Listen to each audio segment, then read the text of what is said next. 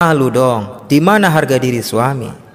Maka saya jawab, inilah sikap yang dilakukan Nabi kita yang mulia Rasulullah SAW saat menghadapi Bunda Aisyah yang ketika itu sedang ditimpa cemburu buta kepada Rabbi fa'fa'na bi barakatihim. Sekarang yang kita akan bahas adalah bagaimana sih bentuk nafkah batin yang sesungguhnya yang dicontohkan oleh Nabi kita yang mulia Rasulullah SAW. Maka bagi para jomblo atau bagi para suami baru atau bahkan para suami lama, mari simak kajian hari ini dengan seksama. Semoga Allah mencurahkan hidayah dan taufiknya pada hari ini kepada kita.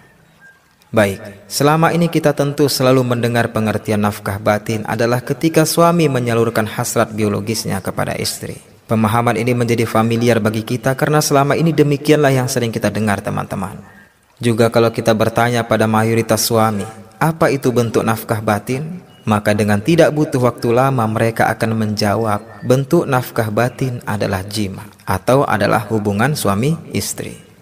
Ini yang sudah terekam kuat di pandangan kita teman-teman perihal bentuk nafkah batin. Lalu suami menyalurkan hasrat biologis kepada istri. Benar tidak bahwa kenyataannya suami yang lebih butuh hal demikian teman-teman? Ya memang benar, suami yang lebih butuh hal demikian. Ya memang istri butuh tersalurkan syahwatnya, namun suami lebih butuh. Sehingga terkadang istri dituntut untuk bisa membuat suaminya merasa terpuaskan. Kalau suaminya tidak terpuaskan, maka lihatlah betapa tidak sedikit suami yang akhirnya memilih nekat berselingkuh dengan alasan experience atau pengalaman asmara atau pengalaman seksual yang baru. Sebab dia merasa istri tidak mampu memuaskan syahwatnya. Akan tetapi kalau istri selingkuh, rata-rata disebabkan karena akhlak suami yang tidak baik, atau istri merasa dirinya hidup susah dengan suaminya, baik susah dalam hal perasaan maupun susah dalam hal ekonomi. Kemudian datanglah perhatian dari pria lain kepada si istri, sehingga akhirnya dia memilih berpaling dari suaminya. Faktanya istri bahkan mampu mempertahankan rumah tangganya walaupun suaminya tidak kaya. Yang penting suaminya bertanggung jawab untuk berusaha mencukupi kebutuhan rumah tangga. Istri bahkan mampu mempertahankan rumah tangganya walaupun suami tidak maksimal diranjang. Dalam arti si suami hanya mau dipuaskan saja. Istri mampu bertahan dengan kondisi sulit yang demikian teman-teman. Namun kalau suami selingkuh, tidak banyak istri yang mampu bertahan. Apalagi jika di saat yang sama kemudian pria lain memberikan perhatian lebih kepada si istri, sehingga si istri pun melampiaskan keluh kesahnya kepada pria tersebut. Hakikatnya ternyata memang suami yang lebih membutuhkan istrinya sebagai penyaluran hasrat biologis. Sehingga sering pada suatu waktu sebenarnya istri berat sekali atau tidak mood untuk jima, namun si istri tetap maksimal berupaya melayani hasrat biologis suaminya. Dan ini salah satu di antara kriteria istri solihah yang taat pada suami. Sebab si istri memegang teguh pesan dari hadis Rasulullah SAW. Dalam hadis riwayat At-Tirmidzi nomor 387, Rasulullah SAW bersabda, apabila seorang suami mengajak istrinya untuk jima, maka hendaknya si istri mendatangi suaminya sekalipun si istri ketika itu sedang berada di dapur. Ini si istri lagi ribet masak, kemudian si suami minta untuk dilayani syahwatnya. Tidak boleh si istri menolak dengan alasan tanggung, bentaran lagi aja jimaknya. Tidak bisa. Istri harus tinggalkan urusannya di dapur untuk segera melayani suaminya. Sebab bahaya jika tidak. Si suami bisa saja beralih kepada pelampiasan yang lain karena kecewa melihat penolakan istrinya. Maka inilah salah satu hikmah dari firman Allah Subhanahu wa Ta'ala dalam Al-Quran surah Al-Baqarah ayat 187 teman-teman. Hunna libasul lakum wa antum libasul lahun. Istri adalah pakaian bagi suami dan suami pun adalah pakaian bagi istri. Diletakkan pertama kali kalimat istri adalah pakaian bagi suami, kemudian barulah kalimat suami pun pakaian bagi istri. Adalah memang nyatanya untuk hasrat biologis, sesungguhnya para suamilah yang lebih sangat membutuhkan istrinya, agar jangan sampai suami berdosa sebab hasrat biologis yang bisa menjadikan si suami berzina dengan wanita yang haram. Maka dikatakan istri sebagai pakaian suami, yaitu untuk melindungi suaminya dari perbuatan dosa, maksiat dan zina.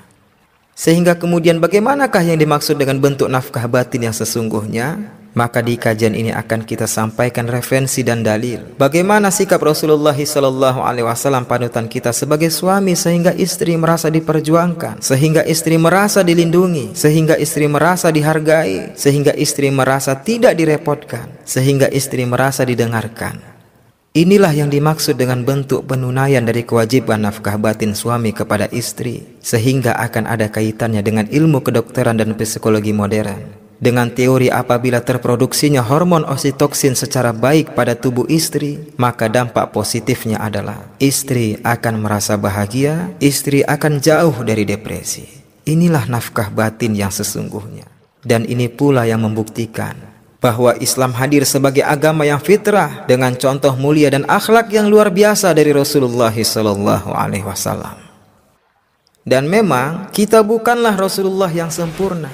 Namun usaha maksimal dan tekad kita untuk mencontoh sikap Nabi SAW dalam upaya maksimal menunaikan nafkah batin sesuai yang akan kita simak bersama-sama nanti, merupakan pelaksanaan sunnah yang real, pelaksanaan sunnah yang nyata dalam rumah tangga, yaitu suami mencontoh sikap dan akhlak mulia Nabi SAW kepada istri. Baik, di antara yang paling sering terjadi pada rumah tangga, jika ada suami yang mendengarkan podcast ini dan mengalami peristiwa di mana istri cemburu buta, kemudian si istri memecahkan piring atau gelas kaca di hadapan Anda, hal demikian karena dia terbakar cemburu, padahal Anda suaminya sama sekali tidak melakukan kesalahan. Catat, padahal Anda suaminya tidak bersalah.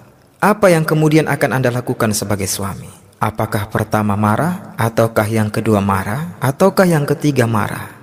Loh Ustadz, kok ketiga opsi pilihan jawabannya semuanya adalah marah? Ya karena pada faktanya memang teman-teman, saya sudah tanya beberapa suami dan jawabannya sulit menemukan suami yang akan tetap bersikap sabar ketika melihat istrinya ngambek cemburu buta seperti itu. Apalagi sampai memecahkan piring. Lebih-lebih suami baru pulang kerja, macet-macet di jalan, kemudian malah disambut dengan sikap istri yang demikian. Maka ada suami ketika saya tanyakan pertanyaan situasi tersebut, dia jawab, "Waduh Ustadz, maaf saya bukan isti." Apa itu isti, saya tanya? Ikatan suami takut istri. Jadi kalau istri saya begitu sikapnya, langsung saya balikin dia ke rumah orang tuanya. Begitu kata dia teman-teman. Baginya suami letih baru pulang kerja malah disambut kayak begitu, lebih bagus dia pulangkan istrinya ke rumahnya. Itulah jawaban yang saya temukan. Subhanallah. Lalu saya tanya, kalau seandainya ada seorang suami yang ternyata malah memilih sikap bersabar di saat menghadapi istri yang ngambek cemburu buta, bahkan sampai memecahkan piring. Kemudian si suami itu malah memilih untuk mengutip pecahan-pecahan piring tersebut sebagai sikap menenangkan istrinya yang sedang terbakar cemburu buta. Lalu bagaimana menurut Anda? Saya tanyakan kepada dia. Ya, Anda tahulah bagaimana posisi seseorang mengutip pecahan kaca di lantai. Pasti seperti posisi merunduk, apalagi ini suami lakukan di hadapan istri yang sedang cemburu buta, padahal suaminya tidak bersalah. Apa jawaban dia teman-teman? Waduh, gengsi dong Ustadz. Masa suami sampai segitunya di hadapan istri? Malu dong. Di mana harga diri suami? Maka saya jawab, inilah sikap yang dilakukan Nabi kita yang mulia Rasulullah SAW saat menghadapi Bunda Aisyah yang ketika itu sedang ditimpa cemburu buta kepada Rasulullah. Rasulullah pada saat itu sebenarnya tidak salah, akan tetapi Bunda Aisyah sampai memecahkan piring yang berisikan makanan saking cemburunya. Namun kemudian apa yang dilakukan oleh Rasulullah? Nabi SAW merunduk mengutip pecahan piring dan makanan yang berserakan di lantai. Rasulullah kutip satu persatu tanpa ada sedikit pun ekspresi kemarahan dari wajah beliau alaihi salatu wassalam. Maka yang dilakukan Rasulullah mungkin bagi kita adalah gengsi. Mungkin bagi sebagian kita merasa terhina apabila melakukan hal demikian di hadapan istri. Akan tetapi sikap bersabar suami bahkan di saat yang seperti demikian sekalipun teman-teman, merupakan suatu hal yang harus dipilih seorang suami demi upaya pemenuhan kewajiban dari nafkah batin yang sesungguhnya. Dan Rasulullah telah lebih dahulu melakukan hal demikian agar menjadi contoh bagi para suami yang beriman. Maka para suami jangan menganggap sikap bersabar adalah memalukan. Silahkan mungkin ada keras dan tegas di luar bagi orang lain, namun suami harus berlemah lembut dan suami harus bersikap kasih sayang kepada istrinya, terutama lewat pemberian uzur dengan pengertian bahwa fitrah setiap istri dominan bagi mereka adalah perasaan. Tidak mudah bagi mereka mengendalikan dirinya apabila telah diliputi oleh rasa cemburu, khususnya bagi para istri yang pernikahan mereka baru berjalan 1 atau 3 tahun. Akan tetapi wahai para istri, perhatikan sikap Bunda Aisyah setelah melihat akhlak kesabaran suaminya, yaitu Rasulullah SAW. Apa yang dilakukan Bunda Aisyah sebagai Ummul Mukminin, sebagai ibunya orang beriman, maka seketika Bunda Aisyah pun merasa tersanjung. Istri yang beriman pasti akan bahagia ketika melihat kesabaran suaminya. Iman yang ada pada istri akan melahirkan perasaan bersalah, akan melahirkan perasaan luluh saat melihat suami bersabar seperti demikian. Maka sebab iman itulah istri pasti akan meminta maaf kepada suami atas sikap emosionalnya tersebut. Sebagaimana Bunda Aisyah pun langsung meminta maaf kepada Rasulullah, sehingga kemudian Rasulullah pun memaafkan tanpa menghakimi atau tanpa menyalahkan Bunda Aisyah. Rasulullah cukup memberikan sanksi yang sebenarnya itu bukanlah sanksi. Rasulullah mengatakan, gantilah makanan yang rusak dengan makanan yang layak dimakan. Dan permasalahan pun selesai. Case closed. Masya Allah. Kisah indah dari akhlak mulia Nabi SAW tadi teman-teman diabadikan dalam hadis riwayat Al-Bukhari nomor 2481. Ini adalah satu di antara contoh sebenarnya pembunuhan nafkah batin suami kepada istrinya. Yang seperti saya sampaikan di awal, apabila suami sungguh-sungguh berupaya melakukan contoh dari Rasulullah ini, maka suami sama dengan melakukan ibadah sunnah yang akan mendapatkan predikat sebagai pengikut Rasulullah SAW. Man rogiba an sunnati falaysa minni. Bagi siapa yang tidak mau mengikuti sunnahku, kata Rasulullah SAW, maka tidaklah dia termasuk umatku. Sehingga yang mengikuti sunnah, maka mereka akan disebut sebagai pengikut setia Nabi Muhammad SAW. Terutama bagi para suami, mengikuti sunnah-sunnah beliau SAW dalam akhlak berumah tangga.